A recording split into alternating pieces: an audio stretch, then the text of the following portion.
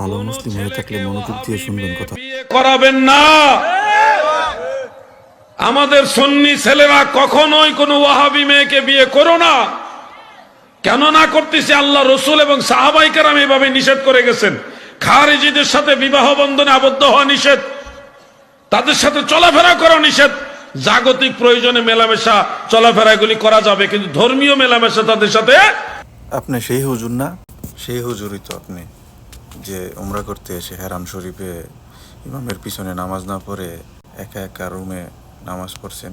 তাহলে কি মক্কা মদিনার ইমামও ওয়াহাবি? হ্যাঁ, আপনাদের সাথে আকিদায় ব্যবধান থাকলেই ওয়াহাবি নাকি? আপনার কাছ থেকে জাতি কি শিখবে বলুন তো? আপনারা সারা সবই ওয়াহাবি। বাংলাদেশে ওয়াহাবিদের সাথে বিয়ে বসলে বা বিয়ে করালে কি মাজারে যাওয়া বন্ধ হয়ে থাকবে নাকি? সেই জন্য নিষেধ। ওয়াহাবি মেয়ে বা ছেলে তো বিবাহ বন্ধনে আবদ্ধ হলে মাজারে বিপরীত করবে নাকি? শিরিক থেকে দূরে রাখার চেষ্টা করবে একে অপরকে। সেই জন্যই নিষেধ বিবাহ বন্ধনে আবদ্ধ হওয়া নাকি? কি শিখবে আপনাদের কাছ থেকে জাতি? বা মাজারে সেজদা করতে যাবে না, শিরিক করতে যাবে না, সেই জন্যই তো